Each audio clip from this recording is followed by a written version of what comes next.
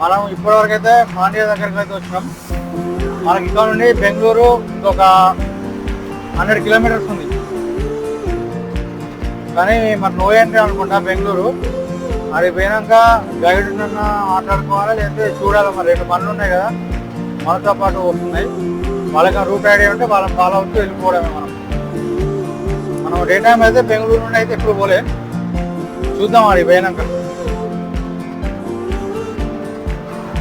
అది డౌన్ చూసిలా ఎట్లుందో అక్కడ పోవాలి. మనం తెల్ల కనబడి కాడికి పోవాలి. నేను గుట్ట దిగుతానమ్మా.